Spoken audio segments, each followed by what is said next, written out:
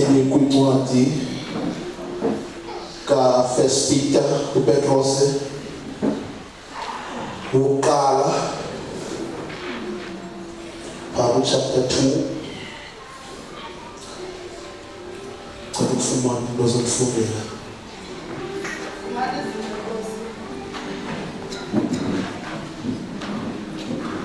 Sofumana izwi lenkosi kwincwadi kaPetros yokuqala chapter 2 verse 1. Sihloko sithi ilitye eliphilayo nesizwe esinyulu. Verse 1.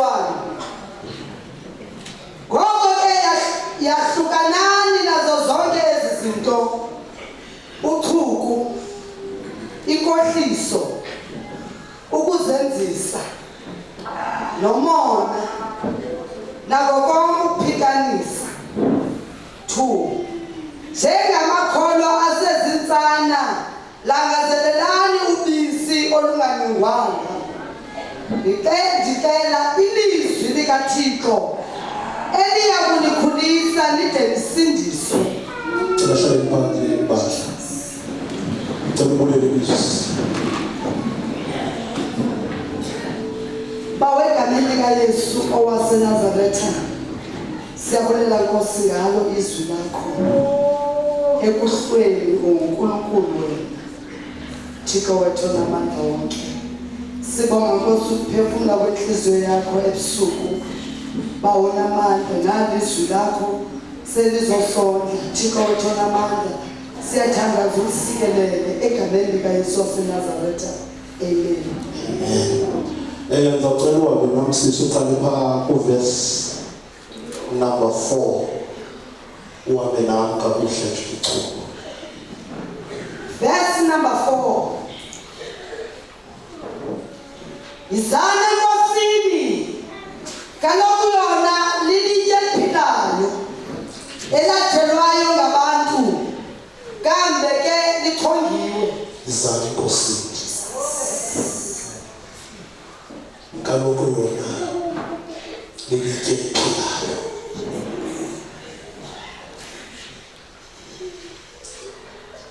Sinapha size kwelo litye liphilayo. Eli litye uPeter athetha ngalapha nguYesu. Sawubuya simkhumbule uYesu ukuba kwasekuzalweni kwakhe kwafika ingilosi uGabriel ifika kuMaria izomxelela ezodaba zokuba uthandiwe nguThixo, izomxelela ukuba isizalo sakhe sisikelele ngoba uyawuphatha kanti uyohawulwa nguMoya Oyingcwele.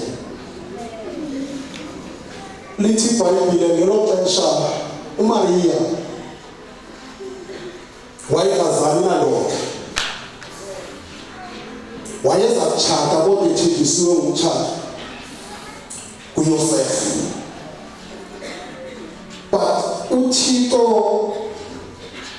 xa efuna ukwenza into akakhathali noba i-physicality yakho ayivumeli. When isandla sikaThixo sikuchongile, nditsho noba kwagqitywa kwathiwa awusoze udlule kulo mgibe, akho nto ikwazi ukuma phambi kwesigqibo sikaThixo.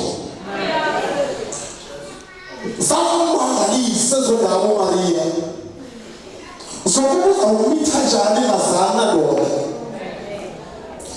but nokuba engazana ndoda uThixo waseyikhuphile ipasela, uThixo waseyigqibile ebhalile ukuba lo mntana uyawuthwala umele.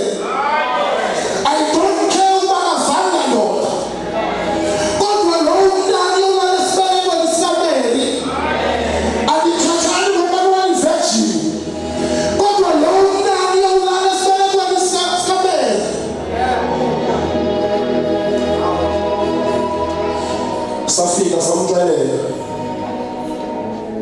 ukuba siphathele zona. So kubuye ukuphathela usenyangweni. Lithi iBhayibheli sathi kuye uyoba mkhulu. Sathi ke isithunywa kuye uLuka chapter 1 lokufunda abantwana singawukhiphi. Sathi ke isithunywa kuye Musa ukoyika uba ubabalwe uThixo. Uyabona uyakuthabatha esizalweni uzale unyana umthiye igama elinguYesu. Yena uyakuba mkhulu abizwe ngokuba ngunyana woThixo osenyangweni.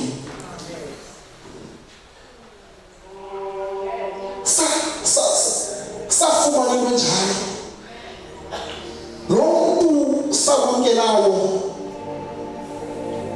samkela unyana kaThixo, unyana osenyangweni, futhi mkhulu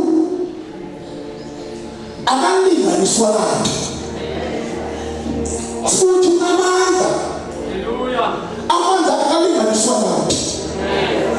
That is why wakwamkela uYesu ufumaniseke loba nezinto kwakho endaweni yokuba ziye zibengcono ziya ukuba nzima, because yonke into edlula kuyo ifuna ukuthesta ukuba le nto iyaneleyo na ingaba yile kuthiwa ngunyana osenyangweni.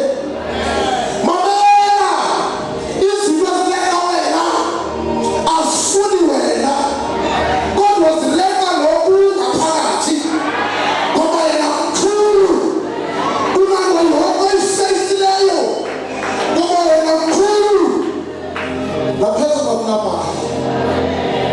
Mkhulu, mkhulu. Hallelujah. Verse 11 uthi uyise abe ngumngane phezu kwendlu kaYakobi kude ube ngunaphakade nobumngane bakhe bungakunasiphelo. Safumana ilifa elingunaphakade. Sinelo lifa. I understand wrong. Akona kanjalo. Ngoba abantwana bakho ngoku njeka umzuzu basetyoneni bayaqina. I understand ushiye ndini ungekho kutya, kodwa ndizowuthi kuwe kule pasika yanamhlanje samkela ubungane banaphakade. Ndiyazibona zona izinto ezithutshisayo, kodwa ubungane akungaphelelwa, akunamathemanga, okungunaphakade, okungunaphakade, okungunaphakade. Makahlonitshwa ekuqaleni ungakabonela intweni, kodwa kufuna ukuthi xa usendaweni yokulala ufuna uzigigacike phezu kwebhedi unento etshoyo ukuthi lowo mzimba unobungane obunaphakade abenziwanga ngazandla zamntu, abenziwanga ngumntu, benziwe nguThixo osenyangweni. Hey bodada, ninobungane. Hey bomama, ninobungane ophakade.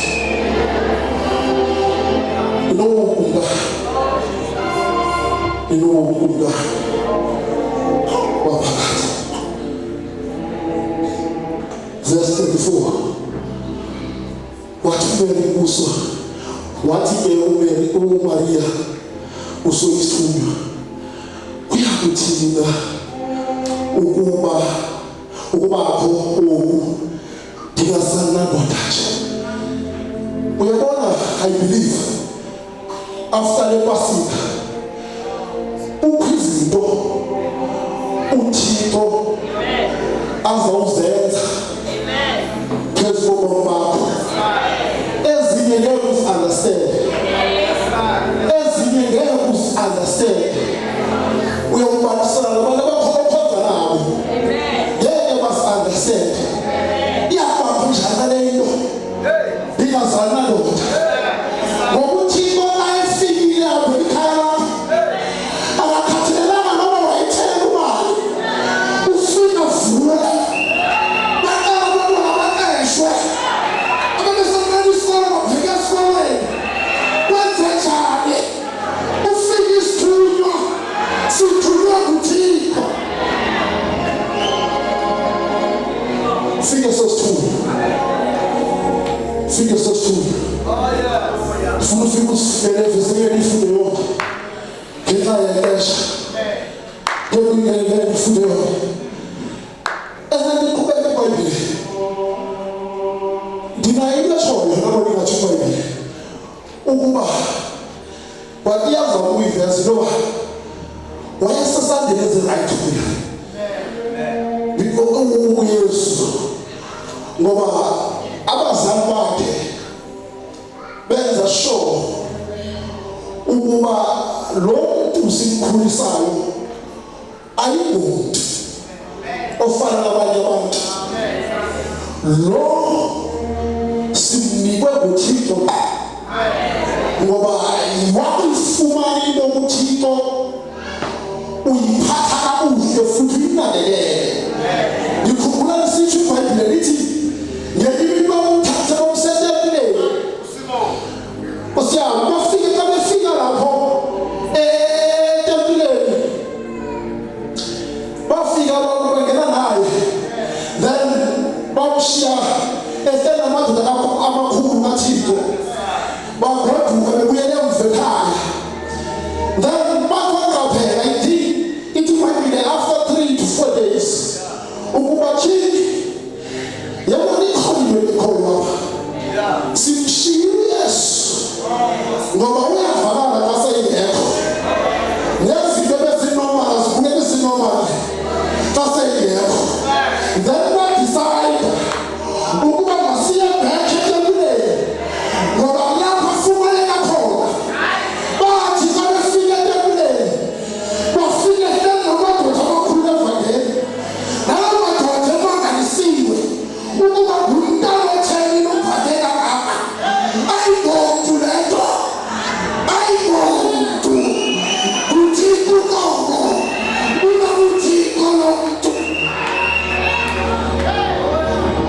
At the age of 12 years ayingombhadile Julius Makalisa lo muntu thini lokuleva lona ingqondo yakhe iphanele lo muntu hloboni yomuntu lona unyana wasenyangweni hloboni yomuntu lena unyana wasenyangweni nomkazi womako sobe ufane bakuza kudibana nomuntu onekranga kasandla kamuntu kodwa wenziwe nguThixo wasenyangweni wenziwe nguThixo wasenyangweni. Wakhula uYesu ngikhumbula lithi iBhayibhile after wayefundisa ihamba nabafundi bakhe then wayikhulula ingcinga wathi kubafundi bakhe makesweleleni ngaphesheya. Lithi iBhayibhile kulo mkhumbi babekholela abafundi bakhe wavuka isagwitha esiphakathini elwandle amazwe samazwe baza kuthandaza abafundi bakaYesu kuba ngelinye ixesha ngexesha usindisiwe uba bathandaza kungavuleki, kuba ngelinye ixesha ngexesha ufastile uba ngazama ungavuleki kuba nizothuka yethu ukhoyela usalele. Lithi iBhayibhile babo bezamile abafundi bajika bajonga kuye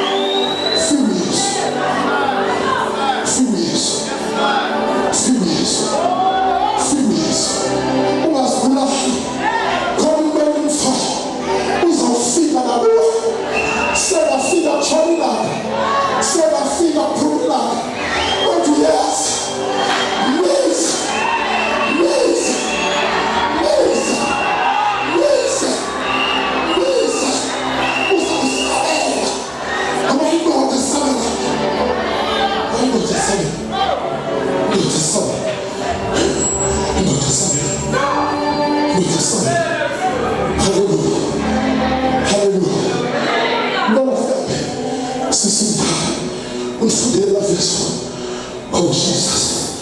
That's number 4. Oh, Jesus. Izale Nkosini. Kaloku yona lilike liphilile eladelwa ngabantu. Kambi ke likhondiwe. That's number 4. Yes. Izale Nkosini. Yes. Kaloku yona lilike eliphilayo. Eladelwayo ngabantu. Uyaphila isuthu. Wakhupha Jesu fana nathi emanyaneni wasenza abantu uyaphila isuthu. Abanye bamthasile, abanye bamayile, kodwa thina samkhetha. Hallelujah. That's number 4. Verse number 4. Izale Nkosini. Izale Nkosini. Kaloku yona lilike eliphilayo. Eladelwayo ngabantu.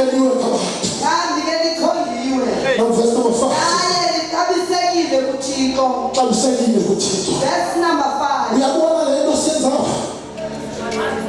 UThixo umisa zonke iiplani zakhe. UJoji ukhala kwakho. Joji isikhalazo sakho. Joji ukuteleka kwakho. Joji ukuhlupheka kwakho.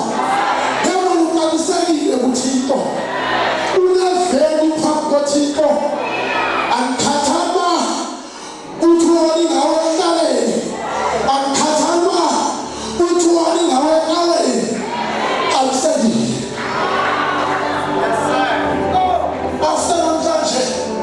Usiphathe njengomuntu oxabisekileyo. Because yena ethi nokuxabiswa nguThixo wena ungasixabisanga. Xa uphuma emotweni usemasikweni. Xa ufika ixesha lemoto usemotweni. Xa uphuma emotweni usendabeni zilapha. Yeyi! Wakuphatha kanje. Awazi na ukuthi uqabisekile wena. Awazi na ukuthi unokhethweyo wena. Awazi na ukuthi unothungweyo wena. Continue. Psalm 63. That's number 5. Verse 25. Zani kaloku nani nibe ngabantu okwakha indlu kamoya. Izani ngani? Ukuze nikulindele. Izani ngani? Uthatha abalonde. Listen out. Uthatha imali zelo. Listen out. Uthatha imilo yelo. Listen out. Uthatha imfundo yelo. Listen out. Uma uzumalet. Uzalet kulozao. Uma uzumalet. Uzalet upole. Zalat. Sombi zalat. Uzalat. Sombi zalat. Uzalat. Uzalat. Yes. That's number 5. Yes. Zani kaloku nani nibe ngabantu okwakha indlu kamoya. See, Khona ukuze nibe ngababingeleli abanyuka bokwenza amadini. njengoba silapha sizowakha